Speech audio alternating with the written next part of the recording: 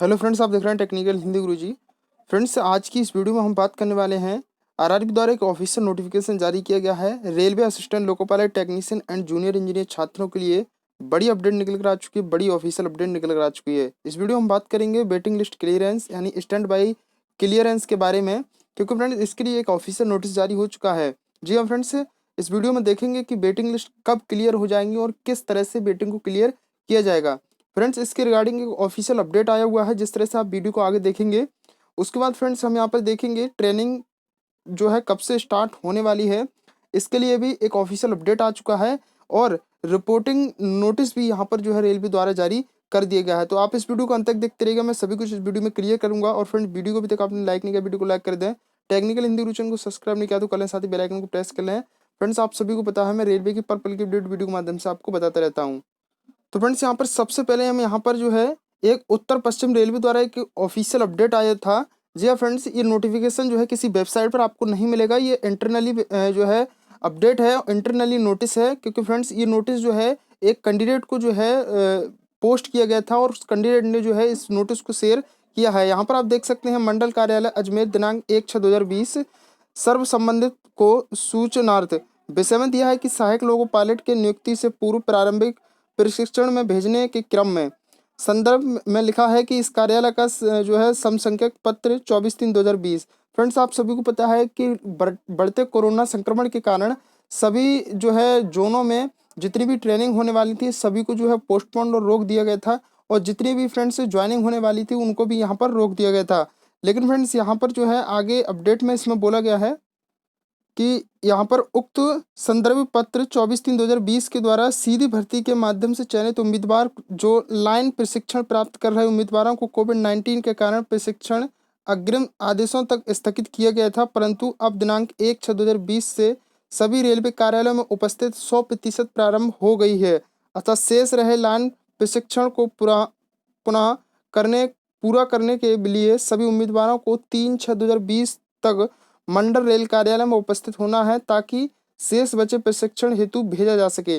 तो आप यहाँ पर देख सकते हैं जो जितने भी छात्र थे जिनको जो है प्रशिक्षण ट्रेनिंग वगैरह देनी थी वो यहाँ पर स्टार्ट हो चुकी हैं और 3/6/2020 से तक इनको जो है मंडल कार्यालय में पहुंचकर अपनी ट्रेनिंग को कंप्लीट करवा लेना है। तो आप देख सकते हैं इसके लिए भी अपडेट आ चुका है और अदर जोनों पर भी इस चीज़ का अपडेट भी डे बाय डे आता जा रहा है। तो देख सकते हैं फ्रेंड्स, नेक्स्ट अपडेट के लिए मैंने आरआरबी भुवनेश्वर जोन की ऑफिशियल वेबसाइट ओपन कर ली है। इस वेबसाइट पर जब आप आएंगे तो थोड़ा स्क्रॉल डाउन कीजिएगा तो न्यूज़ एंड अपडेट के सेक्शन पर आपको यहाँ देखने को मिलेगा दो नोटिस आए हुए हैं 2/6/2020 की डेट में। Information for stand by candidates यानी वेटिंग लिस्ट वाले कैंडिडेटों के लिए है। ये जो है किसी भी चाहे आप जेई के कैंडिडेट हों, चाहे एएलबी टेक्नीशियन के कैंडिडेट हों, चाहे ग्रुप डी के कैंडिडेट हों, किसी के भी कैंडिडेट हों, उन सभी के लिए स्टैंड बाई जो कैंडिडेट का इन्फॉर्मेशन आया है वो सभी के लिए यहाँ पर प्रॉपर तरीके से लागू होने वाला है। दूसरा अपडेट जो है वो information for candidate submitting appeal for re medical examination. और जो फ्रेंड्स दूसरा अपडेट है वो री मेडिकल एग्जामिनेशन अपील के लिए है। ठीक है, तो दोनों नोटिस को हम यहाँ करके देखते हैं। तो देख सकते हैं फ्रेंड्स, मैंने नोटिस ओपन कर लिया है। Railway recruitment board Bhubaneswar, information for candidate submitting appeal for re medical examination.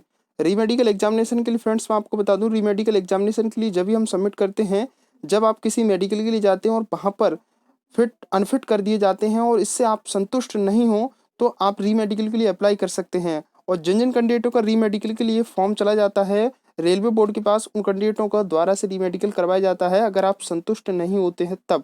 ठीक है, क्योंकि फ्रेंड्स आपको मेडिकल में अनफिट किया जाना एक अपना तरीका है, क्योंकि अगर आप फिट नहीं पाए जाते हैं तो आपको जो है री मेडिकल के लिए अप्लाई कर सकते हैं। और यहाँ पर पूरी डिटेल यहाँ पर दी हुई है।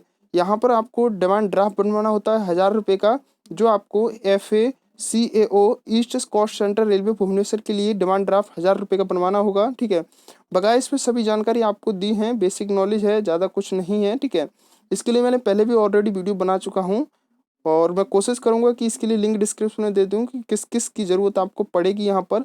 और आप जो है नोटिस को डाउनलोड करके खुद भी इसकी जानकारी ले सकते हैं। अब अगले नोटिस की तरफ चलते हैं जो आपका वेटिंग लिस्ट से रिलेटेड है।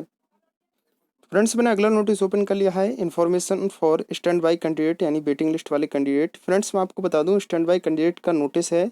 ये जरूरी नहीं कि भुवनेश्वर की जोन वेबसाइट पर ही इसको अपलोड किया गया है तो किसी और जोन में ये लागू नहीं होगा। इसके लिए मैं पहले भी आपको कुछ बार बता चुका हूँ कि जब भी ये स्टैंड बाई लिस्ट को लेकर जब भी कोई इशू होता है तो वो सभी जोनों पर लागू होता है। सभी जितने भी भर्ती चल रही होती हैं, चाहे वो एक भर्ती चल रही हो चाहे 4 भर्ती चल रही हो, वो सभी पर लागू होता है। इसके लिए यहाँ पर फर्स्ट पैराग्राफ में यहाँ बोल दिया गया है कि प्लीज यहाँ देखिएगा, एक CN number 01/2018 assistant loco pilot technician के लिए भी बताया गया है यहाँ पर। दूसरा 03/2018 जेई वाले कैंडिडेटों के लिए भी बताया गया है।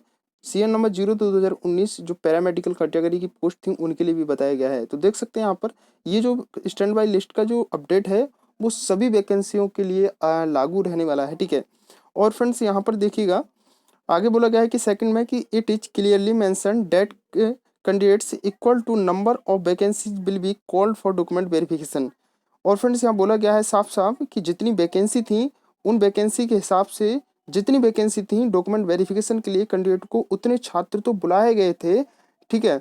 उसके बाद यहाँ पर थर्ड पैराग्राफ में बोला गया है कि in additional to this candidate equal to 50% of the number of vacancy for various post of also called document verification। और फ्रेंड्स बोला गया है कि इसमें जितनी वैकेंसी थी उससे 50% अधिक छात्रों को जो है एडिशनल कैंडिडेटों को जो है डॉक्यूमेंट वेरिफिकेशन के लिए बुलाया गया था। यानी कि अगर 100 वैकेंसी हैं तो 150 कैंडिडेटों को यहाँ बुलाया गया। इनका मतलब ये है these additional candidate will be considered for empanel only there is any shortfall in empanel for the original merit list or and as replacement against the shortfall on account of non-joining of recommended candidate in the working post or and any other special requirements।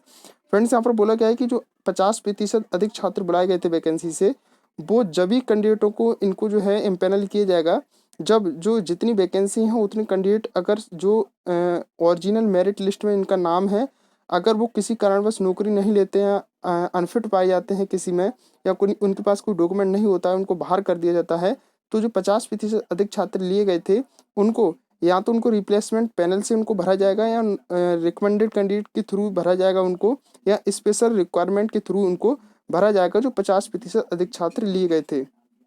उसके बाद यहाँ बोला गया है fourth में कि it may please be noted that RRB's only recommended name of the impanel candidate and appointment is offered by respective railway administration zonal railway division railway authorities।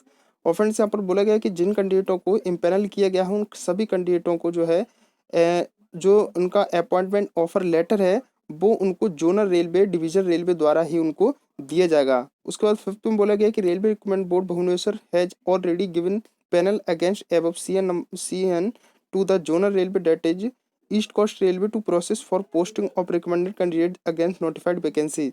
और friends यहाँ बोला गया है कि आरआरबी भुवनेश्वर द्वारा सभी जो है पैनल को ऑलरेडी जो है यहाँ पर जारी कर दिए गए हैं, और जितना भी वर्किंग रहता है पोस्टिंग वगैरह का वो सभी जोनल रेलवे के लिए यहाँ पर रहता है। इसका जोनल रेलवे के पास इसका प्रोसेस रहता है। सिक्स में बोला गया है कि on receiving request from zonal railway for recommended candidates is any numbers of such vacancy projected by zonal railway based on para 3 on replacement account RRB Bhubaneswar bill process further for impaneling from the standby list as per extant rules।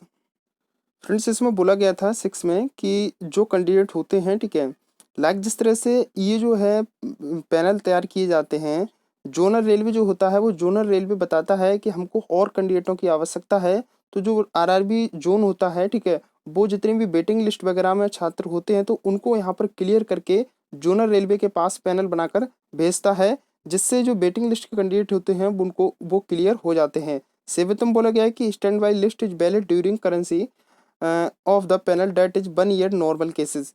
Friends ये बहुत important यहाँ पर question बताया गया है, आप सभी पूछते हैं, बहुत ज़्यादा पूछते हैं ये कि सर जो वेटिंग लिस्ट रहती है वो कब तक क्लियर रहती है, यानी वेटिंग लिस्ट कब तक वैलिडिटी इसकी रहती है। तो देखिएगा यहाँ बोला गया है कि नॉर्मल केसेस में ये 1 साल तक के लिए वेटिंग लिस्ट जो है क्लियर रहती है, लेकिन आप सभी को पता है अभी कुछ दिन पहले ही मैंने एक वीडियो बनाई थी, तो 2012 की वैकेंसी थी, ठीक है, 2012 की वैकेंसी में एक कैंडिडेट को वेटिंग लिस्ट से क्लियर करके अभी कुछ दिन पहले जो है उसकी ज्वाइनिंग करवाई थी, ठीक है। तो इससे आप घबराए नहीं, यहाँ पर नॉर्मल केसेस में बताया गया है, लेकिन ये 2 3 4 5 6 साल बाद भी इसको जो है क्लियर कर देते हैं वेटिंग लिस्ट को, ठीक है। उसके बाद बोला गया एट्थ में however there is no request received from zonal railway East Coast railway regarding shortfall on account of non joining of selected candidates against above CN number referred at para 1 of their post till end May 2020। और यहाँ पर जो है Bhubaneswar zone ये बता रहा है कि मई 2020 तक जोनल रेलवे ने हमसे जो है कैंडिडेटों को मांगने की कोई भी रिक्वेस्ट नहीं की है, ठीक है। तो यहाँ देख सकते हैं आप आरआरबी भुवनेश्वर और वेटिंग लिस्ट रिलेटेड मैं उम्मीद करता हूँ आपको सभी कुछ क्लियर हो गया होगा। और कोई दिक्कत प्रॉब्लम हो तो नीचे कमेंट बॉक्स में आप पूछ सकते हैं।